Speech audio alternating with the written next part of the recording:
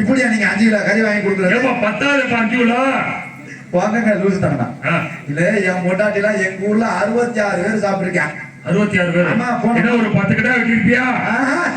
மொத்தம் 2 கிலோ கறி போதுமாமான்ட்டா என் பொட்டாட்டி. ஏனியா நான் ஆடுக்கு காக்கிலோ வச்சாலுமே 2 கிலோ பத்தாதையா? சத்தியமா சொல்றேன், முத்துமாரி மேல சத்தியமா 2 கிலோ ஆட்டுக்கறி வாங்கி கொடுத்தேன். 66 பேர் சாப்பிட்டுருக்கேன். எப்படி சாப்பிட்டாங்க? இப்படி வச்சு பொண்டாட்டி? அதுதான் சித்தப்பா திறமை. எல்லா பொம்பளையும் பொம்பளை ஆயிட முடியுமா? அதுல என் பொண்டாட்டி என்ன பத்தா புண்ணியவதிட்ட போய் கேட்டேன், ஏண்டி 2 கிலோ ஆட்டுக்கறி போதும்னு சொல்றீங்க, எப்படி இதை வச்சு சமாளிப்பா அப்படின்னு கேட்டேன். ஒரே வார்த்தை, 2 கிலோ கறியை மாத்திரம் குடியா, நான் பாத்துக்கிறேன் 66ல 80 பேர் இருந்தாலும் சமாளிப்பேன். எப்படி? அப்புறம் போய் கேட்டேன், எப்படி நீ சமாளிப்ப? மறுநாள் நாடகம் முடிஞ்சு காலில் கேட்டேன். அப்பதான் பதில் சொன்னான். இலைய போட்டு தண்ணியை தெளிச்சு முதல்ல முட்டை கோசையும் வாழைக்காயும் வைப்பேன். வைக்கும் போதே அவங்க விழுக்குன்னு முழுங்கினாங்கன்னா போதையில இருக்காங்கன்னு அர்த்தம். சரி பரவாயில்ல, கறி என்னடி பண்ணுவேன்னு கேட்டேன். கறியை இலையில கொண்டு போய் வைப்பேன். வைக்கும் போது ஒரு வசனம் சொல்லுவேன், ஒரு வய கூட திங்க மாட்டேன். இலைய வச்சுட்டு போய் மறுபடியும் கறி எள்ளி சட்டியில வச்சிருவேன். என்னடா வசனம் சொல்லுவா? அப்படி என்னடி வசனம் சொல்லுவேன்னு கேட்டேன். இலையில கறியை கொண்டு போய் வைக்கும் போது சொல்லுவேன், ராத்திரி பூரா என் புருஷன் பப்புன்னு வேஷம் போட்டு கொண்டாட காசை கண்ட நாயெல்லாம் கறியா திங்குதுன்னு சொல்லுவேன். ஒரு வய கூட திங்க மாட்டேன், வச்சுட்டு போயிருவாங்க. அப்புறம் தான் கூப்பிட்டு கேட்டேன், பரவாயில்ல நம்மள நாயின்னு சொல்லாம வர்றவன நாயின்னு சொல்றாளேன்னு சந்தோஷப்பட வேண்டியதான். இதுல இன்னொரு விஷயம் சித்தப்பா, இந்த சாப்பாடுன்னு சொன்ன ஒரு சின்ன ஞாபகம் வந்துச்சு. என்னன்னா, இந்த பெண்கள் நீங்க யாரும் தப்பா நினைக்க கூடாது. ஏன்னா இப்படி கூட்டத்துல சொல்றானே நம்மளை கேவலப்படுத்துறான்னு நினைக்காதீங்க. நீங்க எல்லாரும் சொர்க்கத்துக்கு போகணும்னு நினைச்சா, செத்த பின்னால நீங்க எல்லாம் சொர்க்கம் போகணும்னா உயிரோட இருக்கும்போது எங்க ஆம்பளை ஆளுகளுக்கு காசு பணம் தர வேணாம். கட்டிக்கிறதுக்கு நீங்க எதுவும் வேட்டிலாம் வாங்கி தர வேணாம். அதையெல்லாம் விட எங்க ஆம்பளைகளுக்கு 7 மணிக்கு மேல சோறு போட்டு கொடுங்க. என்ன பத்தா புண்ணியதில்லை, அது போதும்.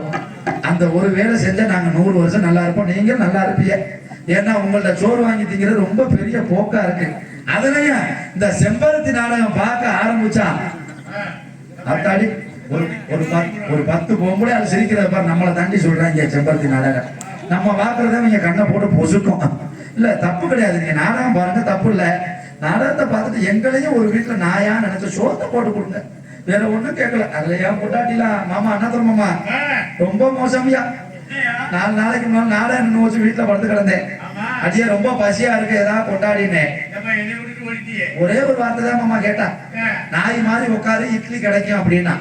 சரி பரவாயில்லன்னு மூலையில உட்காந்துட்டு 10 நிமிஷத்துல விளம்பரம் போடுறாங்க அந்த நாடகத்துல.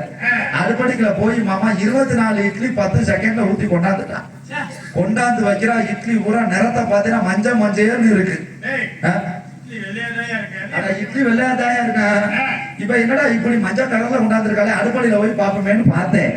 அப்பதான் மாமா மேட்ல தெரிஞ்சு நாடகத்தை பார்த்துக்கிட்டே லூசு முண்டை இட்லி துணி நினைச்சு என் பிள்ளைக்கு போடுற பீ துணி எடுத்து போட்டு ஊத்தி இருக்க. ஐயோ என்ன பண்றது, பிள்ளை பீதிக்காத உலகத்துல உண்டா 4 இட்லி முடியல, விக்கல் எடுக்க ஆரம்பிச்சிருச்சு. சரி பரவாயில்ல, என் குழந்தையா ஒருத்தி அங்க இருந்து வந்திருந்தா. அவள்கிட்ட சொன்னேன், அடியே உங்க அக்காட்ட இட்லி கேட்டேன், பீ துணி எடுத்து போட்டு ஊத்தியாரா, நீயாச்சும் தோசை இருந்தா 2 சுட்டுக்கிட்டு வா போன்னு.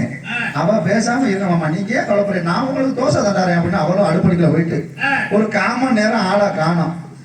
என்னடான்னு பாக்குறேன், அப்ப ஒட்டு சன்னல் எப்படி ஒளிஞ்சுக்கிட்டே அவளும் செம்பருத்தி நாடகத்தை உன்னிப்பா பாக்குறான். பார்த்து ஒரு 1/4 மணி நேரம் கழிச்சு மாமா தோசை கொண்டாரா, தோசைய பார்த்தேன்னா அடே அப்பா அப்படியே கொலாப்பட்டி பைபாஸ் ரோடு மாதிரி கண்ணங்கரேன்னு இருக்கு. இப்ப நான் என்ன மஞ்சளா இருக்கும்னா சொன்னேன், வெள்ளையாத்தான் இருக்கும் தோசை. ஆனா இந்த லூசு கூட என்னடா அப்படி இருக்கான்னு அடுப்படியில போய் பார்த்தா அவளாச்சும் நாடகத்தை பார்த்துக்கிட்டே பீ துணியை எடுத்து போட்டு ஊத்துனா. இந்த கிறுக்கு முண்டை நாடகத்தை பார்த்துக்கிட்டே தோசை கல்ல குப்பரை போட்டு ஊத்தி இருந்திருக்கா ஐயா. அதுல உள்ள அடுப்பு கறி கூட இதுல ஏறிடுச்சு. சரி இவதான் இப்படி இருக்காலே சரியா வராது, ரொம்ப விக்குதே, 2 இட்லியும் தின்னுட்டான் 2 தோசையும் தின்னுட்டான், எப்படியாவது தண்ணியை கேட்டுவாங்கன்னு தண்ணியை கேட்கிறேன். ஒரு வய கூட என்னைய பார்க்க எல்லாரும் நாடகத்தை தான் பாக்குறேன். நம்ம வீட்டுக்கு பக்கத்துல ஒரு கிளவி எப்பவுமே நம்ம வீட்டுல தான் நாடகம் பார்ப்போம். நாடகம் பார்க்கறது ராத்திரில வயிறு வலிக்கணும் மெரிண்டா பாட்டில் வச்சு குடிச்சுட்டு இருந்துச்சு.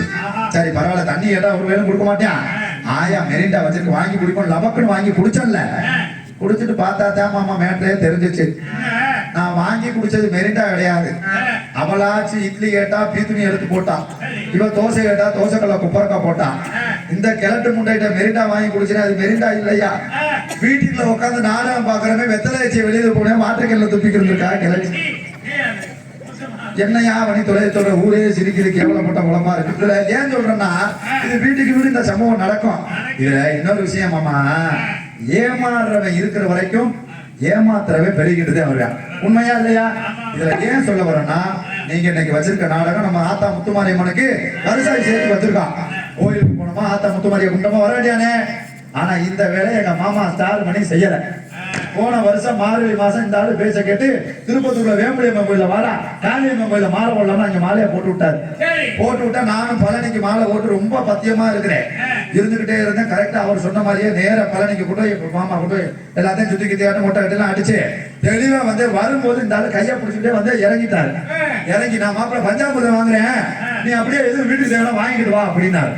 நான் சுத்தி பார்த்தேன். ஒருத்தன் குறவன் அங்க இருந்து வந்தவன் சும்மா இருக்க கூடாது, முருகனை நேர்ல பாக்குற மாதிரியே இருக்கான், முருகனை நேர்ல பாக்குற மாதிரியே இருக்கும். நான் போய் கேட்டேன், என்னையா முருகனை நேர்ல பாக்குற மாதிரியே இருக்கும் என்னையான்னு கேட்டேன். இந்த வச்சிருக்கேன் பாரு அண்ணா, கண்ணா கரையன்னு வச்சிருக்கேன் பாரு அப்படின்னா. அதுக்கு பேர் என்னடா அது அப்படின்னு சொல்லி கருங்காலி மாலையா.